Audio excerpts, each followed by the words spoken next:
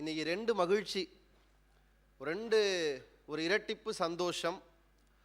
ஒன்று, வள்ளலாரை பற்றி நான் பேச தொடங்கி ஒரு 10 வருடங்கள் கிட்ட ஆகுது. இப்போ தான் முதல்ல நரைச்ச தலையே இல்லாத கருகருன்னு தலையோடு இருக்கிற ஆடியன்ஸ் முன்னாடி வள்ளலாரை பேசுகிறதுக்கு ஒரு வாய்ப்பு அமைஞ்சிருக்கிறது. இப்படி ஒரு நல்ல கருத்தரங்கத்தை ஏற்பாடு செய்த ஆளுநர் மாளிகைக்கும் இந்த கருத்தரங்கத்தை நல்ல வகையில் பயன்படுத்தி கொள்ள உங்களை அனுப்பி வைத்திருக்கிற கல்லூரி நிர்வாகத்திற்கும் சேர்த்து என்னுடைய பெரிய நன்றிகளையும் வணக்கத்தையும் தெரியப்படுத்திக் கொள்கிறேன். அதாவது நாங்கள் சில நேரங்கள் இப்படி தான் ரிஸ்க் எடுப்போம். இன்றைக்கி நாங்கள் எடுத்திருக்கிறதே ஒரு பெரிய ரிஸ்க் தான். என்னன்னா, ஆன்மீகம் அப்படின்னு ஒரு கதவு இருந்ததுன்னா அது கிட்டேயே போகாத ஒரு ஆள் யாருன்னா நம்ம தான். சின்ன வயசில் பக்தியாக இருப்போம் எல்லாருமே, அப்படி தானுங்களே? சின்ன வயசில் ரொம்ப பக்தியாக இருப்போம். சாமி கண்ணை குத்தோன்னா சொல்லி பயமுறுத்துவாங்க. அதுக்கப்புறம் ஒரு 60-65 வயசு ஆனதுக்கப்புறம் திரும்ப பக்தியாக இருப்போம். இந்த நடுவில் இருக்கிற இந்த யங் ஏஜ் இருக்குது பாருங்க, கடவுள்னா சாமினா நேரில் வருவாரா? இந்த மாதிரி அறிவார்ந்த கேள்விகள்லாம் வரக்கூடிய ஒரு ஒரு எக்ஸாக்ட் பீரியட் வந்து பார்த்தீங்கன்னா நம்மளுடைய இந்த இளமை பருவம் தான். திரும்ப இது எப்போ மாறும் தெரியுமா? ஒரு 60+ தொட்டவங்களை கேட்டு பாருங்களேன். யாரெல்லாம் கடவுள் இல்லை என்று பேசினார்களோ அவர்களெல்லாம் கடவுள் உண்டுன்னு மாறி இருப்பாங்க. ஏன் அப்படின்னா, அந்த முதுமை வர்றதுக்கு முன்னாடி வரைக்கும் உங்கள் மேலே உங்களுக்கு ஒரு நம்பிக்கை இருக்குது. நீங்கள் நினச்சா ஓடலாம், நினச்சா எழுஞ்சிக்கலாம், நினச்சா நிற்கலாம். 60 வயசுக்கு மேலே நீங்கள் நினைக்க மட்டும்தான் முடியுமே தவிர நிற்கவோ நடக்கவோ ஓடவோ முடியாது. எனக்கு மிக பிடித்த எழுத்தாளர் சுரதா சொல்லுவார், நீங்கள் கேள்விப்பட்டிருப்பீங்க. சின்ன வயசில் உனக்கு என்ன ஆசைன்னு கேட்கும்போது, நான் கலெக்டர் ஆகணும், டாக்டர் ஆகணும், இன்ஜினியர் ஆகணும்லாம் நினச்சேன். ஆனால் இப்போ எனக்கு 60-70 தொட்டுட்டேன். இப்போ என்னுடைய பெரிய ஆசை எதுனா, காலையில் பாத்ரூமில் வழுக்காமல் உட்கார்ந்து எழுந்துட்டாலே எனக்கு அது ஒரு பெரிய வாழ்க்கையாக இருக்கும்னு நினைக்கிறேன்னு சொன்னார். நமக்கு இன்னும் அது தெரியாது. நமக்கு 60 வந்தால் தான் இதனுடைய ஆழம் தெரியும். எப்போ உங்களுடைய ஆன்மாவுக்கு பலம் கொடுக்கிற இளமை உங்களை விட்டு போகிறதோ அப்போது தான் நம் எல்லோருக்கும் ஆண்டவனை பற்றிய சிந்தனையே வருகிறது. அப்படி வரக்கூடாதுங்கிறதுக்காக தான் உங்களெல்லாம் பிடிச்சி இங்கே உட்கார வச்சு, நீங்கள் ஆன்மீக கதவுக்கு வரலன்னா பரவாயில்ல, நாங்களே கதவை பெயர்த்து கொண்டு வந்து உங்கள் பக்கத்தில் நட்டு வைக்கிறோன்னு இப்படி ஒரு ஏற்பாடை நாங்கள் செய்திருக்கிறோம். நீங்கள் கேட்கலாம், அண்ணே இது காதலிக்கிற வயது, இது கல்யாணம் செய்கிற வயது, இப்போ போய் எங்களை உட்கார வச்சு வள்ளலாரை சொல்கிறீங்களே அப்படின்னா அதுக்கு தேவை இருக்குங்கிறத ஒரு அரை மணி நேரத்துக்குள்ளே நான் சொல்ல தான் நான் வந்திருக்கேன். ஏன்னா நானும் உங்கள் வயதில் இருந்து வந்து பேசுவதால் சரியாக இருக்கும் என்று நினைக்கிறேன். ஆன்மீகம் இன்றைக்கு ஏன் மிக அவசியமாக இருக்கிறது என்கிற கேள்வியிலே இருந்து நான் தொடங்கணும்னு நினைக்கிறேன். அதை உங்களிடம் கொண்டு வந்து சேர்ப்பதற்கான மிக முக்கிய காரணம், திருவருட்பிரகாச வள்ளல் பெருமான் சமரச சுத்த சன்மார்க்க சங்கத்தை தொடங்குகிற போது அவர் ஒரு இளைஞர் தான். சிக்காகோவிலே உரையாற்றி அடிமை இந்தியா என்கிற பெயரை மாற்றி அருள் நிறைந்த இந்தியா என்ற புகழுக்கு கொண்டு சென்ற போது விவேகானந்தரும் ஒரு இளைஞராகத்தான் இருந்தார்.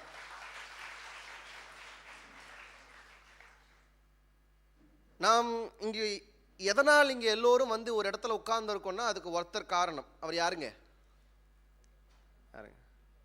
ஜானகிராமன் ஐயாவா?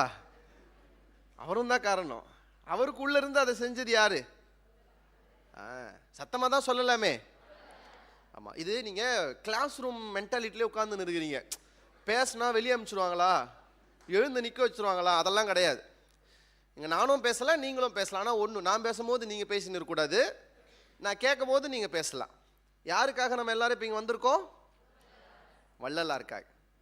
நிறைய பேருக்கு வள்ளலாரை தெரியும், பார்த்துருக்கேன்னே. திடீர்னு எங்கள் ஊரில் ஒரு பெரிய குண்டான் எடுத்துகிட்டு வந்து சாப்பாடாக போடுவாங்க, பார்த்துருக்கேன். சில பேர் வள்ளலார் வந்து என்னிடமே கேட்பாங்க, அங்கே வள்ளலார் வந்து ஆனா பெண்ணாங்கன்னு கேட்பாங்க. ஏன்னா தெரியலம்பா. ஆமாம், அவருடைய உடை நமக்கு அது அவரை பற்றி ஒரு பரிச்சயம் இல்லாமல் போயிடுச்சு. நான் உங்களுக்கு ஒரு கதை சொல்கிறேன் சின்னதா. இப்போ இளைஞர்களுக்கு கதை சொல்லி பேசினதான ரொம்ப பிடிக்கும். ஒரு குட்டி கதை.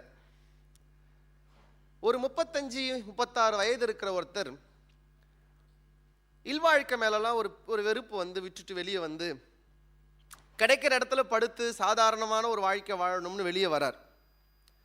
அவர் காதில் கடுக்கன் போட்டிருப்பார். நான் போட்டிருக்கேன் மாதிரி வச்சுக்கோங்களேன். கடுக்கன் போட்டிருப்பார், ரொம்ப விலை உயர்ந்த கடுக்கன். நான் போட்டிருக்கிறது அப்படி இல்லை. அவர் ஒரு முறை படுத்துட்டு இருந்தார், தூங்கிட்டு இருந்தார். அப்போ திருடன் அந்த பக்கமாக கிராஸ் பண்ணவருக்கு கண்ணு உறுத்துச்சு. இது திருடரின் மீதான பிழை அல்ல, அது கடுக்கனின் மீதான பிழை. திருடர் போனார். பார்த்த உடனே அவருக்கு அப்படியே கை பரபரன்னு இருந்துச்சு பாருங்க. படுத்துட்டு இருந்தவர் காதிலிருந்து அந்த கடுக்கண்ணை கழட்டினார். ஒரு கடுக்கன் கழட்டின உடனே படுத்திருந்தவர் கொஞ்சம் சுதாரிக்கிற மாதிரி இப்படி திரும்பி படுத்தார் பாருங்க. திருடர் பயந்துட்டான். பயந்துட்டு ஒரு 4 அடி தள்ளி போகும்போது படுத்துட்டு இருந்தவர் சொன்னார், பயப்படாத பயப்படாத, ஒரு கடுக்கன் மட்டும் எடுத்துன்னு போனான்னா திருடன்னு நினச்சி அவன் திரும்ப காசு தர மாட்டான், இன்னொரு கடுக்கனும் சேர்த்து எடுத்துக்கிறதுக்கு தான் நான் திரும்பி படுத்தேன்னு திரும்பி படுத்தார். அதை கேட்ட உடனே திருடன் அப்படியே அதிர்ச்சியாகி அவர் காலில் வந்து விழுந்துட்டான். அவர் சொன்னார், இந்த கடுக்கனையும் எடுத்துகிட்டு போ, ஆனால் ஒரு விஷயம், திருட்டு கடுக்கன் தானேன்னு கம்மி விலைக்கு வித்துறாத, நல்ல விலை போகிற கடுக்கன் பார்த்து விற்று பொழைச்சிக்கன்னு சொன்னார். அப்படி திருடனுக்கு கூட அருள் செய்தவர் யார் தெரியுமா? அவர்தான் திருவருட்பிரகாச வள்ளலார்.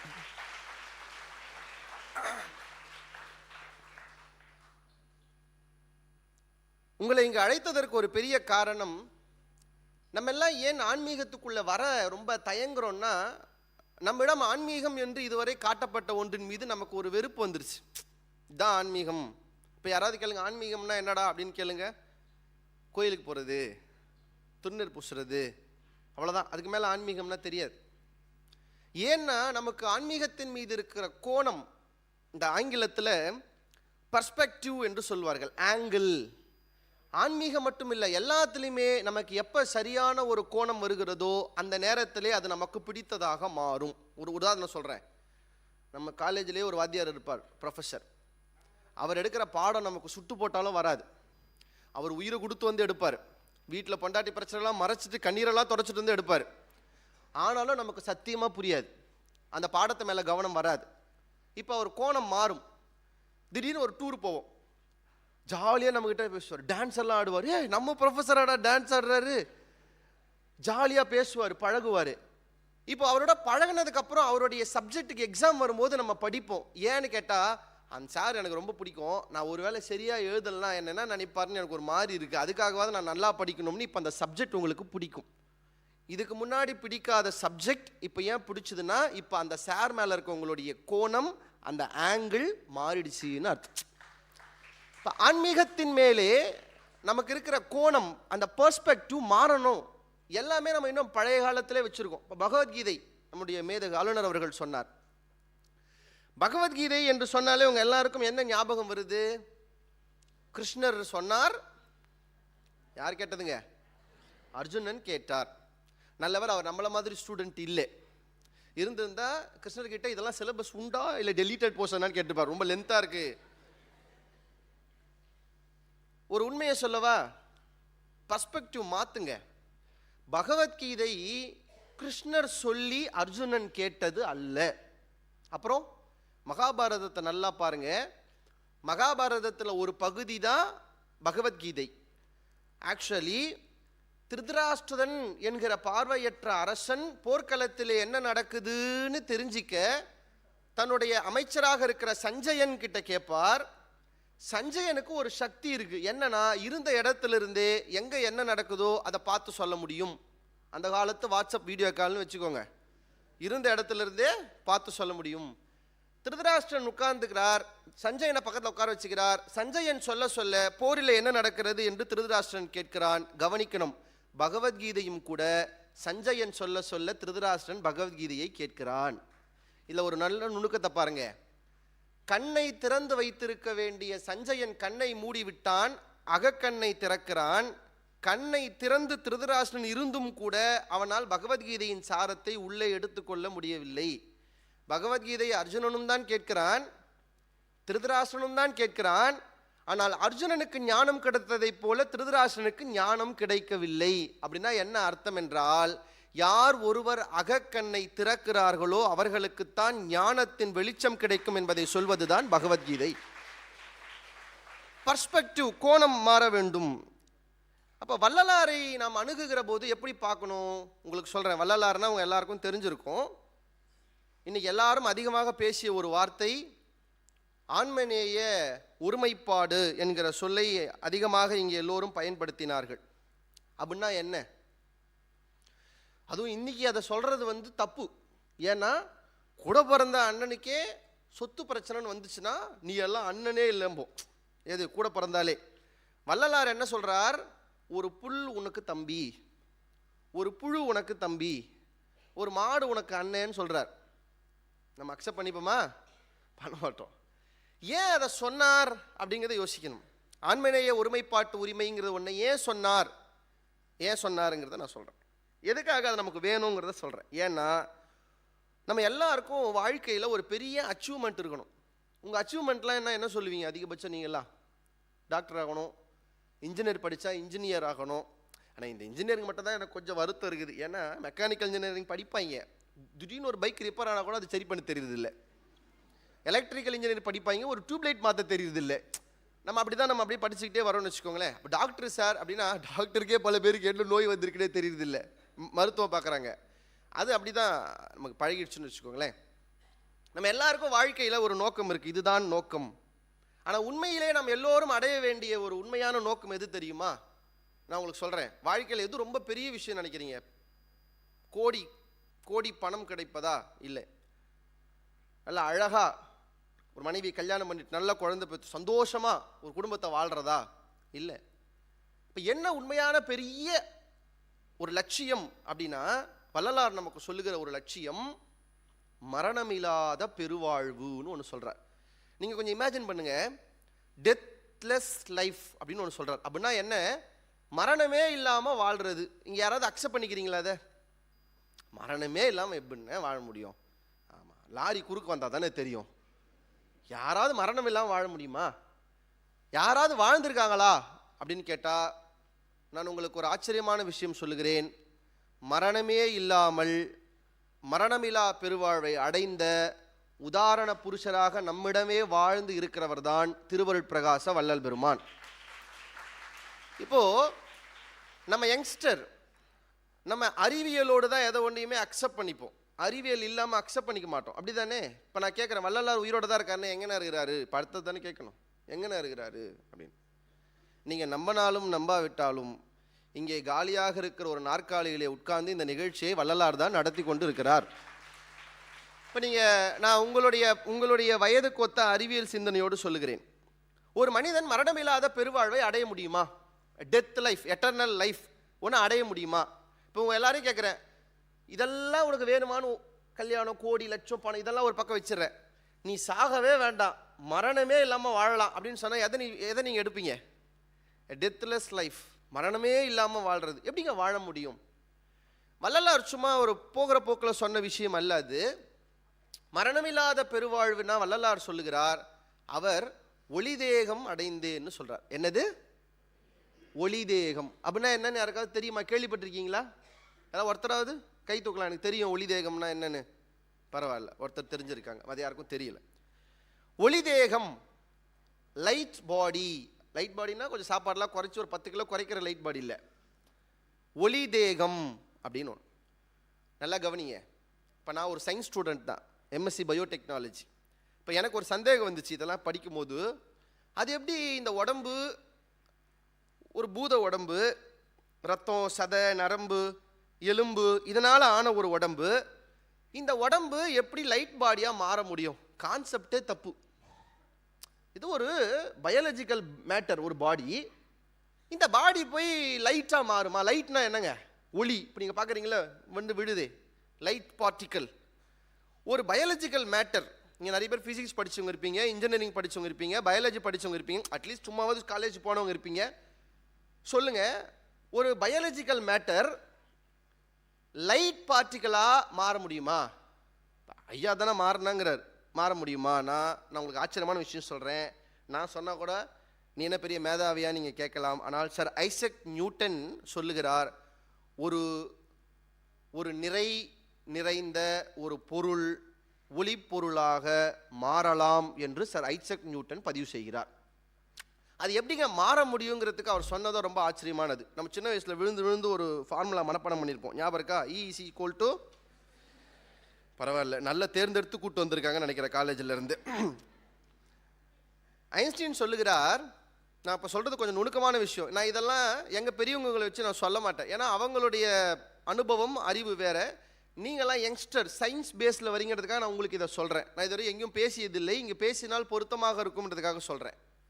இல்லைங்க நான் தமிழ் டிபார்ட்மெண்ட்லேருந்து வந்திருக்கேங்கன்னு பரிதாபமாக ஒரு 10 பேர் இருப்பீங்க, தப்பாக எடுத்துக்காதீங்க. ஃபிசிக்ஸ் ஸ்டூடெண்ட்டுக்கு ஃபிசிக்ஸ் மட்டும் தான் தெரியணும், கெமிஸ்ட்ரிக்கு கெமிஸ்ட்ரி மட்டும் தான் தெரியணும், தமிழ் ஸ்டூடெண்ட்டுக்கு எல்லாமே தெரியணும், அதான் தமிழ் ஸ்டூடெண்ட். அதனால் அதில் வெக்கப்படக்கூடாது. இதுலேருந்து ஒன்று தெரியுது, இங்கே மெஜாரிட்டி தமிழ் ஸ்டூடெண்ட் தான் இருக்கீங்க அப்படிங்கிறது தெரிஞ்சுக்கிட்டேன், நல்லது. E=mc². நல்லா கவனிங்க, நான் கொஞ்சம் ஆழமான அறிவியல் சொல்கிறேன் வள்ளலாறு.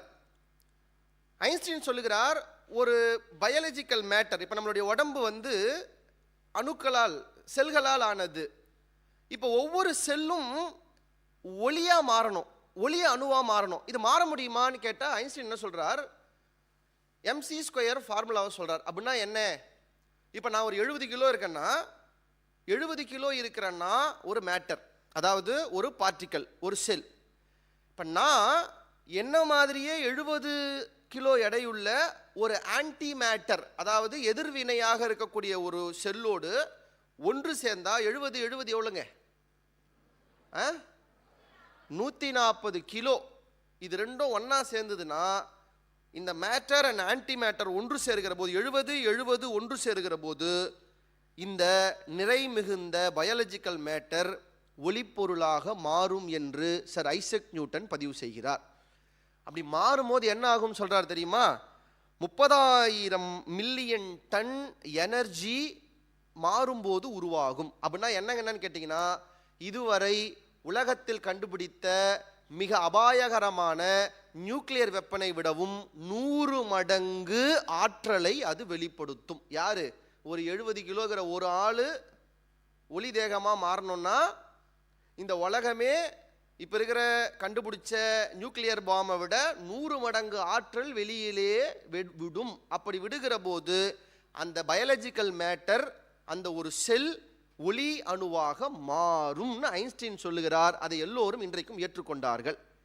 ஆனால் எங்கே ஒரு சிக்கல்னா, அப்படி மாறும்போது அந்த ஒளி தேகத்துக்கு மாறக்கூடிய நபர் பாதியிலேயே தாங்காமல் போயிடுவார். ஆனால் இங்கே என்ன ஒரு பெரிய ஆச்சரியம்னா, இதுவரை உலக அறிஞர்கள் எல்லாம் ஏற்றுக்கொண்ட இந்த ஒளிதேக தியரியை 1800களின் காலகட்டத்திலேயே மேட்டுக்குப்பம் என்கிற ஒரு சின்ன கிராமத்திலே ஒரு குடிசை வீட்டுக்குள்ளே ஒரு அறைக்குள்ளே போய் தாழிட்டு கொண்டு ஒருவர் இந்த செயலை இந்த உலகத்திற்கு செய்து காட்டினார். அவர்தான் திருவருட்பிரகாச வள்ளல் பெருமான். இதில் ஒரு ஆச்சரியமான விஷயம் சொல்கிறேன். நீங்கள் நினைக்கலாம், இப்போ இதை பாடி தாங்காதுன்னு சொன்னீங்களே, வள்ளலாரால் எப்படி இது முடிஞ்சுது? ஒன்று. ரெண்டாவது, இப்படி ஒரு 70 கிலோ இருக்கிற ஒருத்தர் மாறும்போது 30,000 மில்லியன் டன் ஆற்றல் வெளிப்படும்னா, வள்ளலார் ஒரு குட்டி வீட்டுக்குள்ளே இருந்து தானே ஆனார். அந்த ஆற்றல் எல்லாம் என்ன ஆச்சு நீங்கள் கேட்டால், அங்கே தான் நம்ம ஒரு விஷயத்தை புரிஞ்சுக்கணும். அந்த இடத்தில் தான் சாதாரண அறிவியல் சிந்தனையிலே இருந்து வள்ளலார் ஒரு அடி மாறி நிற்கிறார். ஏன்னா வள்ளலாரை பற்றிய பல விஷயங்கள் உண்டு. அதில் ரொம்ப முக்கியமான இன்னொன்று என்னென்னா, இந்த சித்தர்கள்னாலே நம்ம எல்லாரும் கேள்விப்படுற ஒரு விஷயம் என்ன தெரியுமா? இரும்பை பொண்ணாக்குறது. கேள்விப்பட்டிருக்கீங்களா? இப்போல்லாம் அப்படி யாராவது தெரிஞ்சதுன்னா ரொம்ப நல்லாயிருக்கும். ஏன்னா மாதத்துக்கு மாதம் தங்க விலை ஏறினே போதும். தங்க விலை ஏறி போகிறது எனக்கு பெரிய விஷயமா இல்லை, ஏறனாலும் அந்த கடையில் கூட்டம் குறையாமல் இருக்கிறத நினைக்கும் போது தான் எவ்வளோ பெரிய மவுஸ் அதுக்கு இருக்குங்கிறது தெரியுது. ஆனால் எனக்கு என்ன பெரிய வருத்தம் பாருங்க, இந்த நாட்டில், இந்த தமிழ்நாட்டில் பொன் மீது நமக்கு இருக்கிற ஆர்வம் அளவுக்கு கூட பொன் தேகம் பெற்ற வள்ளலாரின் மீது ஆர்வம் இல்லாமல் இருக்கிறத நினைத்தால் தான் வருத்தமாக இருக்கிறது. தங்கத்துக்கு அவ்வளோ ப்ரியாரிட்டி கொடுக்குறீங்க, உங்கள் உடம்பையே தங்கமாக மாற்றுகிறதுக்கு ப்ரியாரிட்டி கொடுக்கல. நம்மளும் தங்கமாக தான் மாற்றுறோம். என்ன 4 கிலோ செயின் 4 கிலோ வளையல் போட்டு தங்கமாக மாற்றுறோம், அது இல்லை. சித்தர்களுடைய மிக ஆச்சரியமான விஷயங்களில் ஒன்று, அவங்க இரும்பை பொண்ணாக்குவாங்க. நீங்கள் நிறைய படிச்சிருப்பீங்க. இது கற்பனைலாம் கிடையாது, சூடோ சயின்ஸ் கிடையாது, தப்பாக எடுத்துக்காதீங்க. இப்போ நான் பேசுகிறது எதுவுமே சூடோ சயின்ஸ் கிடையாது. நான் பேசுகிறது எல்லாமே உண்மை அறிவியல் பேசுகிறேன். உண்மையிலேயே இரும்பை பொன்னாக்க முடியுமா? மாற்ற முடியும். ஈயத்தை மாற்ற முடியுமா? மாற்ற முடியும். மாற்றிருக்காங்களா? சயின்டிஸ்டே மாற்றிருக்கிறாங்க. அப்போ அடுத்த கேள்வி, அப்போ இந்நேரத்துக்கு எல்லாத்தையும் மாற்றி மாற்றி விற்றுருக்கலாமே, ஏன் விற்கல தெரியுமா? இப்போது நீங்கள் சின்ன வயசில் படிச்சிருப்பீங்க, ஒவ்வொரு அணுவுக்கும் உள்ள இந்த புரோட்டான், நியூட்ரான், எலக்ட்ரான்லாம் இருக்கும்.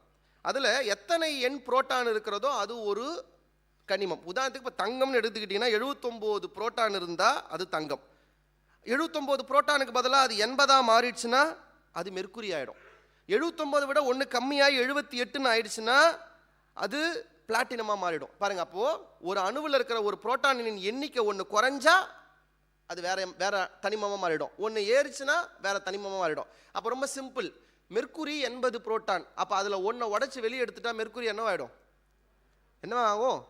தங்கமாகும். பிளாட்டினம் 78, அதில் ஒரு தனிமத்தை கூட்டனா தங்கமாக மாறும். அதை அப்படி செய்வதற்கு பெயர்தான் அறிவியலில் ஆல்கிமிஸ்ட் என்கிற ரசவாதம். இது சித்தர்கள் செஞ்ச சித்து விளையாட்டு இல்லை, நம்ம ஆளுங்க எல்லாம் சயின்ஸாக தான் செஞ்சாங்க. என்ன பிரச்சனை? அது சயின்ஸ்ன்னு சொன்னால் தான் நம்மளை மூட நம்பிக்கைன்னுறாங்க, ஆன்மீகம் சொன்னால் அக்செப்ட் பண்ணிக்கிட்டாங்க. இதில் ஒரு பெரிய ஆச்சரியம் சொல்கிறேன். இப்போ வள்ளலார் ஒளிதேகம் அடைந்த போது ஏன் அவருக்கு எதுவும் ஆகவில்லைன்னா, வள்ளலார் அப்பப்போ என்ன செய்வார், இந்த இரும்பை இதெல்லாம் எடுத்து தங்கமாக மாற்றுவார். அவர் கூடவே வேம்பையர்னு ஒருத்தர் இருந்தார், கேள்விப்பட்டிருப்பாங்க, சன்மார்க்க அன்பர்கள் தெரியும், அம்பாள்புரம் வேம்பையர். வள்ளலார் கூடவே இருந்து எல்லாத்தையும் பார்க்குற ஒரு ஸ்டூடெண்ட். நம்ம கூட கெமிஸ்ட்ரி லேபில் பியூரெட்டில் ஊற்றுவார், அண்ணாந்து பார்ப்போம். ஆனால் நம்ம ஊற்றுவோம், ஒன்று கூட பியூரெட்டில் போகாது, வெளியே தான் விடும். பார்த்துருக்கீங்களே? பார்க்கறலாம் கரெக்டாக தாங்க பார்த்தேன், ஆனால் பண்ணும்போது அப்படி வரல. அந்த மாதிரி அவர் ஐயா கூடவே இருந்து அவர் எப்படி தங்கம் செய்கிறாருங்கிறத பார்த்தார், இரும்பை பொண்ணாக்கிறத பார்த்துட்டு இவருக்கு ஒரு ஆசை, நம்ம தான் எல்லா ப்ரொசீஜர், மெட்டீரியல்ஸ் ரெக்வயர்டு எல்லாமே தெரிஞ்சிருச்சா, இவர் போய் வீட்டில் செய்யலாம்னு நம்ம ஆள் போய் வீட்டில் செஞ்சு பார்த்தார். கண் அவிஞ்சு போச்சு, கண்ணு போயிடுச்சு. வள்ளலார் கிட்ட வந்து மன்னிப்பு கேட்டார், நான் தெரியாமல் பண்ணிட்டேன், எனக்கு வரலன்னும் போது வள்ளலார் அவர் கண்ணையும் சரி செய்து கொடுத்து அவர் சொல்லுகிறார், ஒரு தங்கத்தை ரசவாதத்தில் உருவாக்குகிற போது எழுகின்ற ஆற்றலை கட்டுப்படுத்துகிற அறிவு இல்லாமல் இதை செய்யக்கூடாதுன்னு சொல்கிறார். இப்போ என்ன ஆச்சரியம்னா, ரசவாதத்தால் ஆற்றலை கட்டுப்படுத்த தெரிந்த ஆளுமை இருந்ததால் தான் வள்ளலார் ஒளிதேகமாக மாறும்போதும் அந்த ஆற்றலை கட்டுப்படுத்தக்கூடிய தன்மை அவரிடம் இருந்தது. இப்போ நான் ஏன் இதெல்லாம் உங்ககிட்ட சொல்கிறேன்னா, வள்ளலார் என்றால் உங்களுக்கு எப்படியெல்லாம் அறிமுகமாயிருக்கிறார் என்று எனக்கு தெரியும். பசித்தவருக்கு சோறு போட சொன்னவர் வள்ளலார். அது என்னங்க சார் பசி? இப்போ நமக்கெல்லாம் அதை பற்றி பெருசாக தெரியாது, ஏன்னா நம்மலாம் பசிக்கு முன்னாடியே சாப்பிட ஆரம்பிச்சிடும். 12:30 மணிக்கு லஞ்ச் பிரேக் அடிச்சுன்னா சாப்பிட்டணும், வயிறுக்கு பசிக்குதோ இல்லையோ. நியாயப்படி லஞ்ச் பிரேக் எங்கே அடிக்கணும் தெரியுமா? வயிற்றில் அடிக்கணும். நம்ம அப்படி கிடையாது, இங்கே அடித்தா சாப்பிட்டுடணும். நைட்டு 8:30 ஆயிடுச்சுன்னா சாப்பிட்டுடணும். பசியினுடைய பலன் தெரியலை. ஆனால் நீங்கள் உண்மையிலேயே ஒரு சில நாள் பசியோடு இருக்கிற போது யோசிச்சு பாருங்களேன், ரொம்ப பசியோடு இருக்கிற போது எனக்கு இந்த சாப்பாடு தான் நான் சாப்பிடுவேன்னு யாராவது சொல்லியிருக்கீங்களா? கிடையாது. பசியோடு இருக்கும் போது எது கொடுத்தாலும் அதை மொத்தமாக சாப்பிட்ருவோம். ஏன்னா பசி அவ்வளவு கொடுமையானது. நீங்கள் அப்படி போகிறவங்க யாராவது உங்களுக்கு கூப்பிட்டு உங்கள் கையில் ஒரு 10 லட்சம் கொடுத்தாங்கன்னா வாங்கி வச்சுப்பீங்க. மேலே ஒரு 10 லட்சம் கொடுத்தா பேக்கில் இடம் இல்லை சார் வேணாம் அப்படின்னு சொல்லுவீங்களா? கொடுங்க பரவாயில்லன்னு வாங்கி வச்சுப்பீங்க. இன்னொரு 10 லட்சம் கொடுத்தா ஐயோ இடம் இல்லைங்க வேணாங்க வெயிட்டாக இருக்கும் சொல்லுவீங்க, வாங்கிப்பீங்க.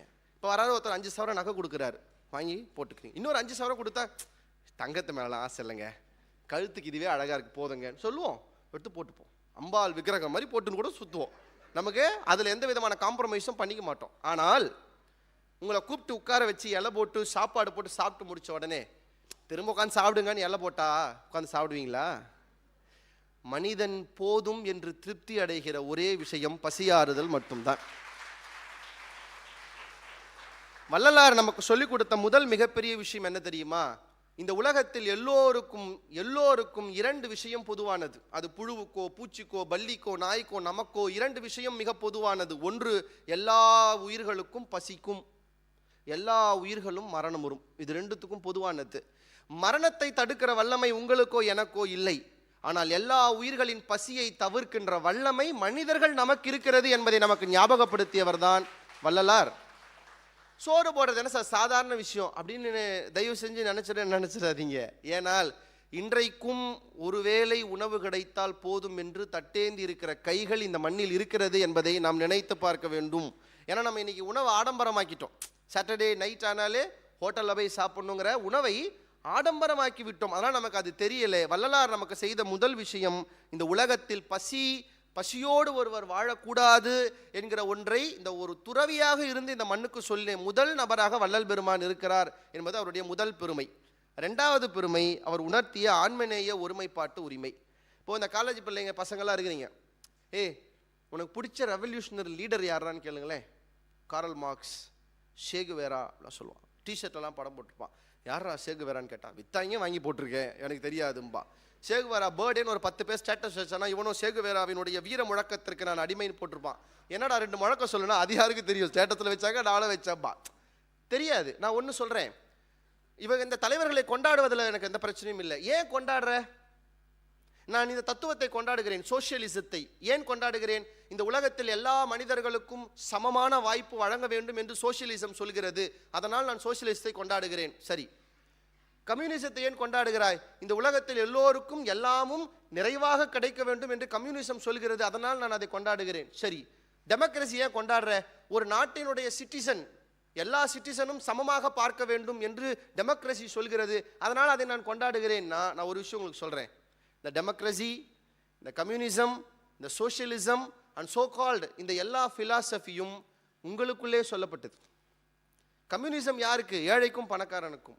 சோஷியலிசம் யாருக்கு? ஒரு குடிமகனுக்கும் இன்னொரு குடிமகனுக்கும். இந்த உலகத்தின் எல்லா தத்துவங்களும் ஒரு கூட்டத்துக்கு மட்டுமே சொல்லப்பட்டது. ஆனால் ஆன்மநேய ஒருமைப்பாட்டு உரிமை என்பது இந்த உலகத்தின் அத்தனை உயிர்களுக்குமாக சேர்த்து சொல்லப்பட்டது என்றால், தத்துவத்துக்கெல்லாம் மேலான ஒரு தத்துவம், தத்துவத்துக்கு மேலான ஒரு தத்துவம் என்றால் அது ஆன்மநேய ஒருமைப்பாட்டு உரிமை என்கிற தத்துவம். அதை எப்படி நாங்கள் உள்வாங்கிக்கிறதுனா, நான் உங்களுக்கு சும்மா ஒரு சாதாரணமாக ஒரு விஷயம் சொல்கிறேன். இப்போ நம்ம ஒரு 2 வீலரில் போகிறோன்னு வச்சுக்கோங்க, நம்ம அண்ணன் எதிர்க்க வந்து நிற்கிறார், கூட பிறந்தவர்னு வச்சுக்கோங்க. திடீர்னு அவர் அப்படி தடுமாறி விழுந்துட்டார்னா நீங்கள் என்னங்க பண்ணுவீங்க? போய் தூக்குவோம். சில பேர் போய் தொலைறான், எப்போயாவது போகிறானேன்னு போவோம், அது விட்டுருங்க. பொதுவாக நம்ம என்ன செய்வோம்? போய் தூக்குவோம். ஏன்? அண்ணன் 10 வருஷம் பேசாமல் இருப்போம், சண்டை போட்டிருப்போம்.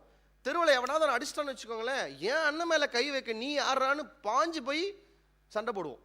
ஆனால் அதே மாதிரி நீங்கள் தெருவில் போகிற போது ஒரு அன்னோன் பர்சன், தெரியாதவர்கள் எதிர்க்கு வந்து விழுந்தாங்கன்னு வச்சுக்கோங்களேன், நம்ம 2 விஷயம் செய்வோம். ஒன்று அப்படின்னு சொல்லுவோம், அதுதான் நம்மளுடைய மிகச்சிறந்த கடமை.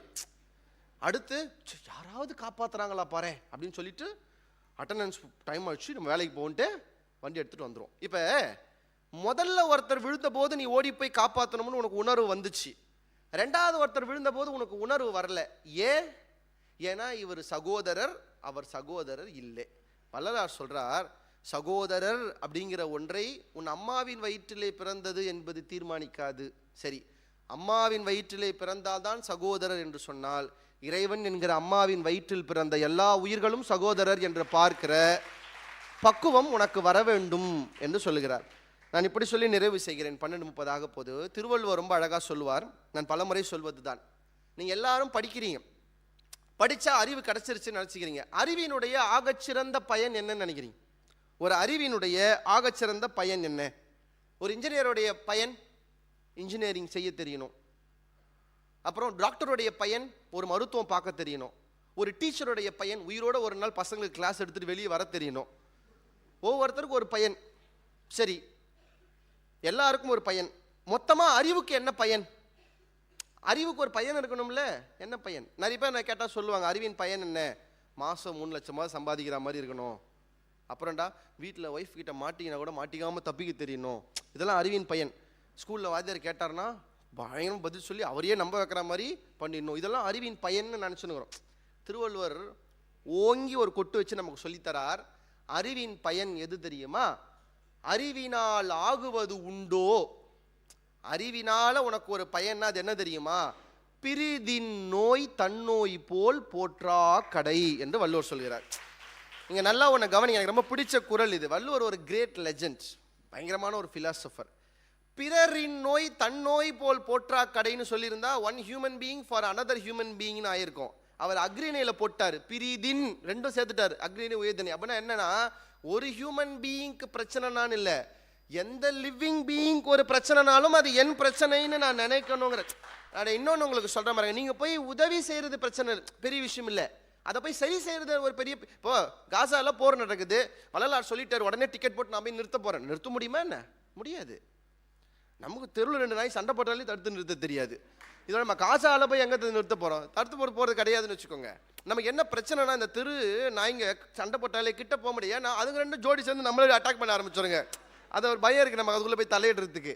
நான் ஒன்று தான் சொல்கிறேன், நீங்கள் என்ன செயலாக செய்கிறீங்கிறது ரெண்டாவது. திருவள்ளுவர் ரொம்ப அழகாக ஒரு வார்த்தை போடுறார், தன் நோய் போல் போற்றா கடை.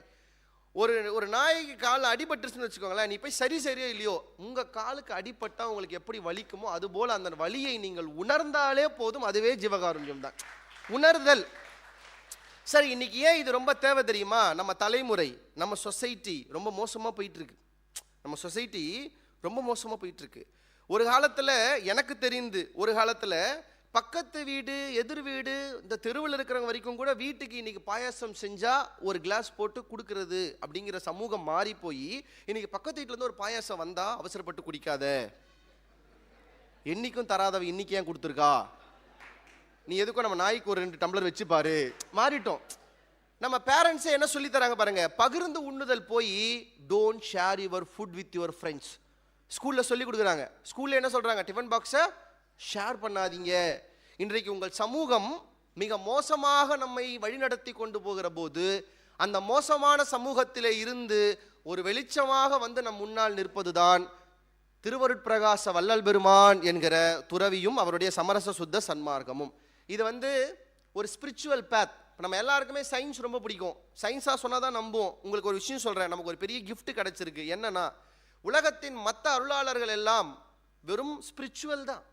அவங்கள ஆன்மீகமாக மட்டும்தான் அணுக முடியும். அறிவியலில் கேள்வி கேட்டால் நம்ம அப்படின்னு நின்றுவோம், என்கிட்ட பதில் இல்லை அப்படின்னு நின்றுவோம். ஆனால் நம்மிடம் ஒரு ஸ்பிரிச்சுவல் மேன் இருக்கார். நீங்கள் அதுக்கு முன்னாடி எந்த சயின்ஸ் கொஸ்டினை வச்சாலும் அதை ஒரு தட்டிட்டு நடைபோடக்கூடிய ஒரு ஸ்பிரிச்சுவல் மேன் நமக்கு கிடைத்திருக்கிறார் என்றால் அவர்தான் அருட்பிரகாச வள்ளல் பெருமான் என்பவர். நம்முடைய ஆளுநர் சொன்னதை போல உங்களுடைய ஆய்வுகள், உங்களுடைய பாட ரீதியான ஆய்வுகள் கொஞ்சம் தேவையில்லாத பாதையிலிருந்து நகர்ந்து இந்த மண்ணிலே வந்து பிறந்த வள்ளலாரை நோக்கி, அருளாளர்களை நோக்கி உங்களுடைய பாதை பயணம் வர வேண்டும். ஏன்னா நான் எப்பவும் சொல்றது தான், வெளிநாட்டு ஆப்பிளை விட நம்ம ஊர் கொய்யாவுக்கு சத்து அதிகம் என்பதை உணர்ந்தாலே போதும் என்று சொல்லி, ஆன்மீகத்தின் உண்மைத்தன்மையை எப்போது உணர்கிறோமோ, அதற்கு நல்ல வழிகாட்டியை எப்போது அடைகிறோமோ அப்போது நம் வாழ்க்கைக்கு அது நல்ல தருணம். இன்றைக்கு உங்கள் எல்லோருக்கும் இது நல்ல தருணம். நன்றி, வணக்கம்.